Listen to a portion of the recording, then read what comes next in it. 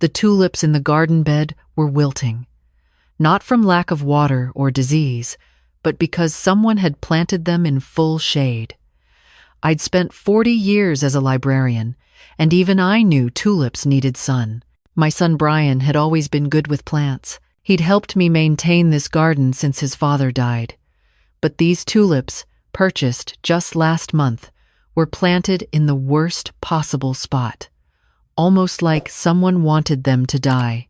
I stood at my kitchen window on that Tuesday morning in March, coffee cooling in my hands, and felt something shift in my chest. It was the same feeling I'd had 3 months ago when I noticed my mail arriving later and later each day. The same feeling when my password stopped working on my bank account. The same feeling when Brian started answering questions I hadn't asked. My name is Margaret Chen, but everyone calls me Maggie. I'm 67 years old, and for the past year, I've been living in what I thought was my own house in Portland, Oregon. The small brick colonial on Maple Street that Richard and I bought in 1982, the house where we raised Brian, the house Richard died in, peacefully in his sleep 3 years ago. After Richard passed, I'd gotten into a routine: volunteer at the library on Tuesdays and Thursdays, book club on Wednesdays, lunch with my friend Linda every Friday. It wasn't exciting, but it was mine. I was content. Then Brian got remarried. Her name was Vanessa, 38 years old, barely older than Brian's daughter from his first marriage. She had honey blonde hair, perfect teeth, and a way of touching Brian's arm whenever she spoke. They'd met at his real estate office. She was a new agent. He was the broker. 6 months later, they were married in a small ceremony at the courthouse. I wasn't invited. Brian said they wanted to keep it simple, but I knew better. His first wife, Jennifer, had been kind to me, had brought the grandchildren over every weekend, but the divorce had been nasty. Jennifer moved to California with the kids, and suddenly Brian was alone at 45. Vanessa filled that void quickly. At first, I was happy for him. A mother wants her son to be happy. But then the visits changed. Brian used to stop by on Sundays, just him and me, talking about work and sharing stories about his father. But after Vanessa, the visits became appointments. They'd call first, they'd arrive together, and Vanessa always had suggestions. "This house is so big for just you, Maggie," she'd say, her voice dripping with concern.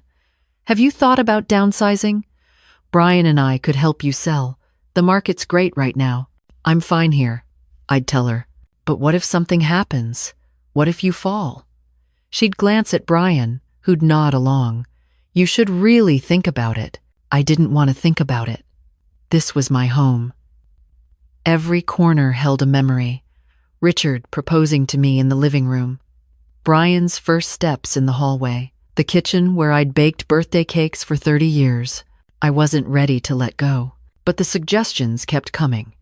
And then, 6 months ago, they offered to help with my finances. "Mom, you're terrible with paperwork," Brian said one Sunday. "Let me take some of that burden off your shoulders. I work with this stuff every day." I hesitated. But he was my son, my only child. I trusted him, so I signed a power of attorney. "Just for financial matters," he said. "Just to make things easier." He could pay my bills, handle my investments, make sure everything was organized. "You won't have to worry about anything," he promised, and I didn't. For a while. But then the mail stopped coming. Brian said he'd set up paperless billing for everything. "More efficient," he explained. "Better for the environment." I didn't question it. Then my debit card was declined at the grocery store. I called Brian, embarrassed. He said there must have been a mistake. He'd fix it right away. The next day, a new card arrived. Different bank, different account number. "I consolidated things," Brian explained when I asked. "Moved everything to a better bank with lower fees. You'll save money this way?" I should have asked more questions. Should have demanded to see statements. But I was tired. Grief has a way of making you tired, even years later. And Brian was so confident, so helpful. Why would I doubt my own son? The morning I found the email, I wasn't even looking for anything. I was just taking out the trash. Brian and Vanessa had been over the night before for dinner. Vanessa had used my printer, said she needed to print something for a client. The trash can in my home office was full, and when I pulled the bag out, a crumpled piece of paper fell out. I almost threw it away without looking, but something made me unfold it. It was an email from Vanessa's account to someone named Marcus Reeves at Pacific Trust Lending. "Hi, Marcus," it read. "Attached is the signed authorization for the cash-out refinance on the property at 847 Maple Street. Borrower's signature is dated yesterday. We need to move fast on this one. The appraisal came back at $680,000, and we're requesting the full 80% LTV. Wire the funds to the account we discussed. Thanks, V." I read it 3 times before my hands started shaking. My house that was paid off. Richard had made the final payment 2 years before he died, and we'd celebrated with champagne and dinner at our favorite restaurant. "No more mortgage," he'd said. "No more debt. This house is ours, Maggie. Really ours." But according to this email, someone had refinanced it, and that someone had forged my signature. I sat down at my desk, the paper trembling in my hands. My mind was racing. Who was Marcus Reeves? What authorization? What signature? I turned on my computer and searched for Pacific Trust Lending. It was a legitimate company specializing in home equity loans and refinancing. I called the number on their website. "I need to speak to Marcus Reeves," I said when someone answered. "May I ask what this is regarding?" "A refinance on my property. I believe there's been a mistake." After a moment on hold, a man's voice came on the line. "This is Marcus Reeves." "Mr. Reeves, my name is Margaret Chen. I own the property at 847 Maple Street in Portland. I received some concerning information about a refinance application on my home." Silence. Then, "Mrs. Chen, I can't discuss specific loan applications over the phone, but if you're concerned about fraud, I'd suggest coming into our office. Can you come in today?" I could. An hour later, I was sitting in Marcus Reeves's office, watching his face grow more concerned as he pulled up my file. "Mrs. Chen," he said carefully, "according to our records, you signed the application 2 weeks ago. Your son Brian Chen is listed as your power of attorney, and he facilitated the transaction. I never signed anything." He turned his computer screen toward me. There was my signature, my full name, Margaret Elizabeth Chen, in handwriting that looked exactly like mine. Below it, a date from 2 weeks ago. "That's not my signature," I said. "Ma'am, are you sure? It matches the signature we have on file from your driver's license." "Show me." He pulled up another document, my driver's license, scanned into their system, and yes, the signature matched. But I looked at the license itself, at the photo, at the issue date. "When did you receive this license?" "It was provided as part of the application package. By your son. My license had been renewed just 6 months ago." But this license in their system showed an issue date from 3 years ago. It was my old license, the one I'd thought I lost, the one Brian had helped me search for before I went to the DMV to get a replacement. Brian hadn't helped me search for it. Brian had taken it. "Mr. Reeves," I said slowly, "my son forged my signature, using an old license I thought was lost." His expression shifted. "If that's true, Mrs. Chen, we need to stop this loan immediately. The funds haven't been dispersed yet, but they're scheduled to transfer tomorrow." Tomorrow. I'd been 1 day away from losing everything. "Stop it," I said. "And I need copies of everything. Every document, every signature, every communication." He nodded. "I'll need to file a fraud report, and you should contact the police." I left his office with a thick folder of documents. My head was spinning. My son had forged my signature to steal from me. I didn't go home. I couldn't. Instead, I drove to Linda's house.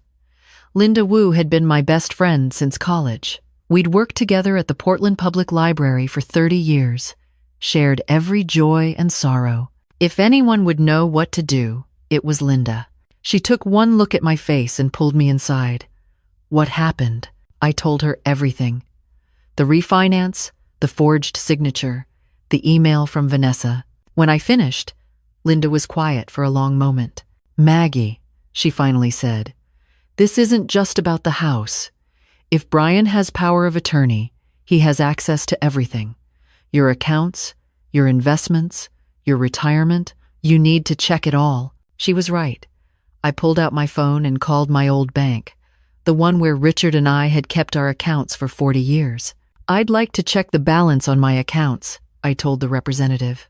"I'm sorry, ma'am, but we don't have any accounts under your name in our system." "That's impossible. I've had accounts there since 1980. Let me check." "Ah, yes. I see here that all accounts under Margaret Chen were closed 8 months ago. The funds were transferred to, let me see, an account at Western Financial 8 months ago, right after I'd signed the power of attorney. With Linda's help, I started calling every bank, every investment firm, every account I remembered having. The story was the same everywhere. Accounts closed, funds transferred, all of it done with Brian's authority as my power of attorney. By the time we finished, it was dark outside. Linda made tea while I sat at her kitchen table, staring at the notes I'd taken. "How much?" Linda asked quietly. "Everything." My voice was hollow. "The retirement account Richard and I spent 40 years building. The savings, the investment portfolio, the life insurance payout from when he died, over $800,000. Gone. Where did it go? I don't know. But I had suspicions. Brian's real estate office had been struggling. He'd mentioned it casually, said the market was tough. And Vanessa, with her designer handbags and new car, didn't live like someone married to a struggling broker. "You need a lawyer," Linda said, "and you need to revoke that power of attorney immediately." She was right, but it was after 6 on a Tuesday evening. The lawyers' offices were closed. The banks were closed. Everything would have to wait until morning. "Stay here tonight," Linda offered. "Don't go home. Not until we figure this out." I nodded. I didn't want to see Brian. Didn't want to pretend everything was fine when my entire world was collapsing. That night, I couldn't sleep. I lay in Linda's guest room, staring at the ceiling, trying to understand how this had happened. How my son, the baby boy I'd rocked to sleep, the teenager I'd helped with homework, the man I'd comforted through his divorce, could do this to me. And then I remembered something. 2 months ago, I'd been feeling dizzy, lightheaded. Brian had been concerned, insisted I see a doctor. But when I tried to make an appointment, I found out my health insurance had been canceled. "That's odd," Brian had said when I told him. "Let me look into it." A week later, he'd told me it was all fixed. A clerical error. But what if it wasn't? What if he'd canceled my insurance deliberately? What if the dizziness had been caused by something else? I got up and turned on the light. In my purse, I found my medication bottles. 3 prescriptions I took daily for blood pressure and cholesterol. I looked at the labels. The pharmacy was one I didn't recognize. The prescribing doctor was someone named Dr. Patricia Holmes. I'd never heard of her. I called Linda into the room. "Do you know a doctor, Patricia Holmes?" Linda looked at the bottles and frowned. "No. Who's your regular doctor?" "Dr. Reeves at Portland Medical. I've been seeing him for 20 years. Then why are these prescribed by someone else?" We looked at each other. And I knew. Brian had been controlling my medication too, giving me something that made me dizzy, confused, making me seem incompetent. The next morning, Linda and I went straight to a law office. The receptionist tried to tell us they were booked, but Linda, in her most authoritative librarian voice, said, "This is an emergency involving elder financial abuse, and we need to speak to someone immediately." 20 minutes later, we were sitting across from an attorney named Sarah Mitchell. She was younger than I expected, maybe 40, with dark hair pulled back and sharp eyes. I showed her everything. The refinance documents, the bank statements, the medication bottles, the email from Vanessa. Sarah listened without interrupting. When I finished, she was quiet for a moment. "Mrs. Chen," she finally said, "this is one of the most systematic cases of elder financial abuse I've seen, and you found it just in time. If that refinance had gone through, they could have taken another $500,000. Combined with what they've already stolen, you'd have lost everything. What do I do?" "First, we revoke the power of attorney immediately.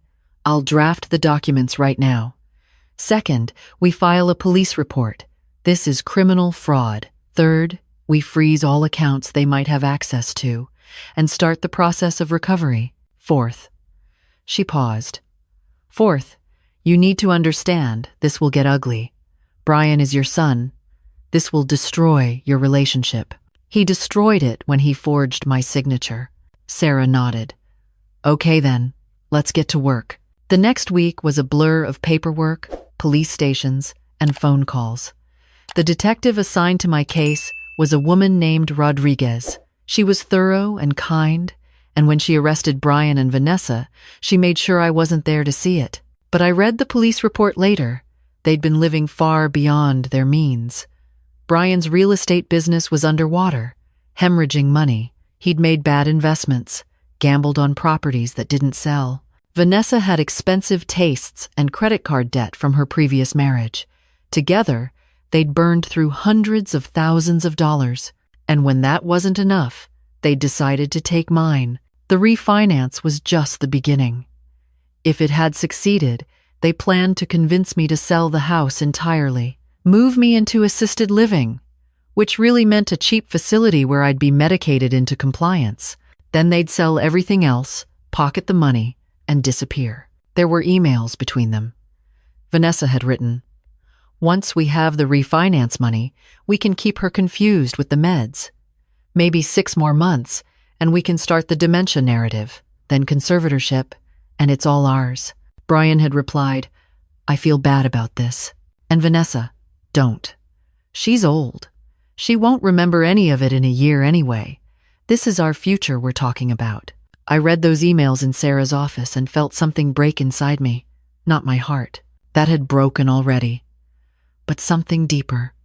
The last thread of hope that maybe Brian had been coerced, manipulated, forced into this by Vanessa. But he hadn't been.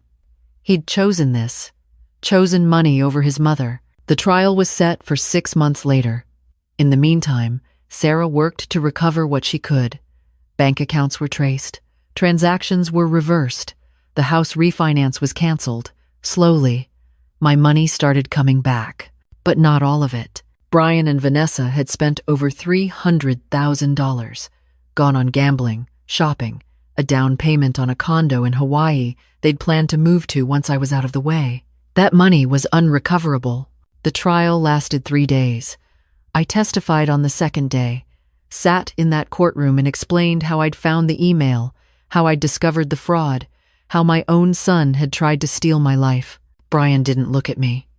Not once. He sat at the defense table, head down, while his lawyer argued that he'd been trying to help me, that I'd been confused, that the power of attorney gave him the right to manage my assets. Vanessa's lawyer blamed Brian, said she'd trusted her husband, didn't know the signatures were forged, was just passing along documents he'd given her. The jury didn't believe either of them.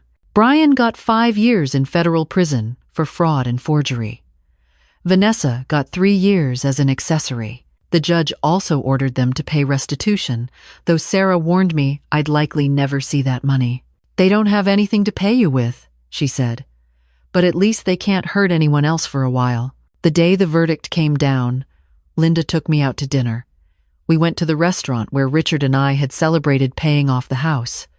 I ordered champagne. "What are we celebrating?" Linda asked. "Survival," I said. "It's been a year since then. I'm still in my house on Maple Street. I replanted the tulips, this time in full sun. They're blooming beautifully. I've hired a financial advisor, someone Sarah recommended, to help me manage what's left of my money. It's enough. Not as much as it should be, but enough. I volunteer at the library again, now 3 days a week instead of 2. The younger librarians have started asking me about the old card catalog system, about how we used to do research before computers. I tell them stories about Richard, about the life we built together, about the library we both loved. Linda and I still have lunch every Friday. She's the sister I never had, the friend who saved me when I needed saving most. 2 months ago, I received a letter from Brian. He's in a minimum security facility in Salem, Oregon.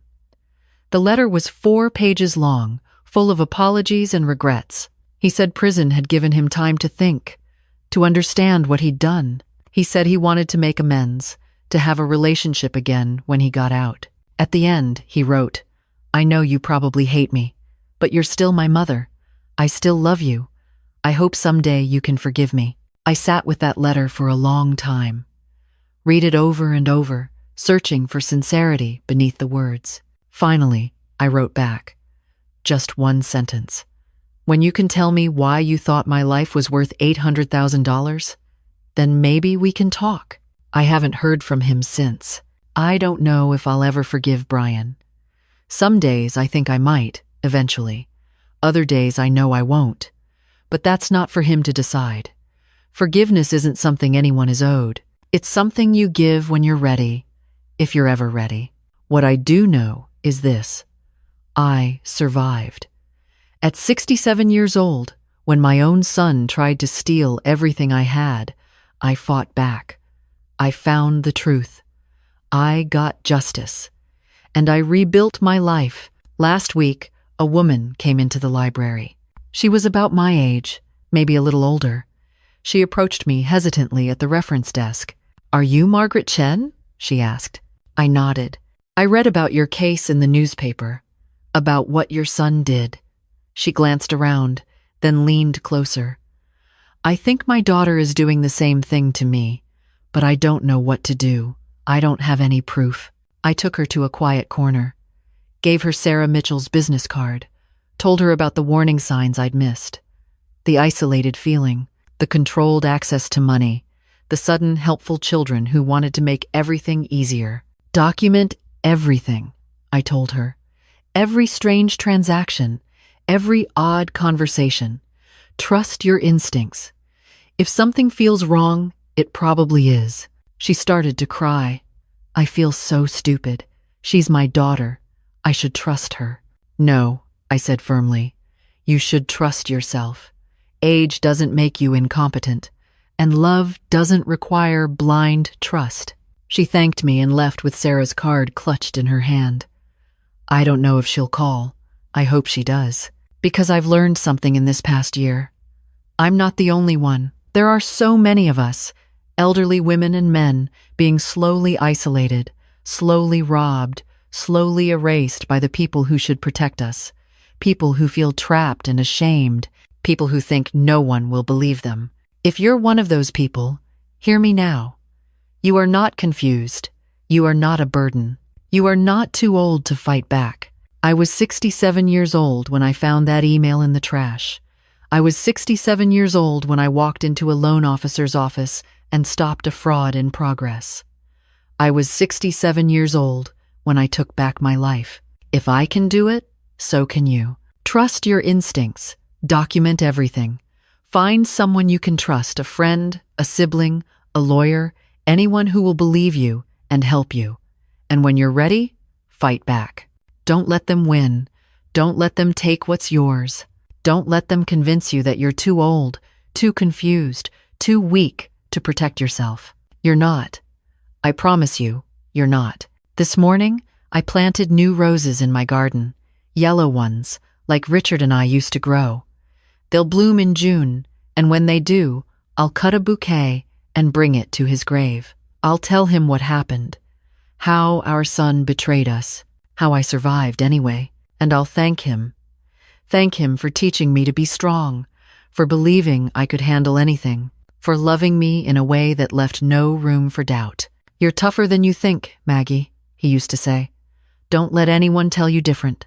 He was right. I was tough enough to survive losing him, tough enough to survive my son's betrayal, tough enough to fight back at 67 years old and win, and I'm tough enough to keep going, to help others, to speak up, to refuse to be silenced or dismissed or written off because of my age. This is Margaret Chen. Thank you for listening to my story. If you've been through something similar, please share your story in the comments. Let others know they're not alone. We're stronger together. And if you're still trapped, still wondering if you have the strength to fight back, remember what I told you. You are not confused. You are not a burden. You are not alone. Now close this video. Find someone you trust and start taking your life back. The door is right there. Walk through it.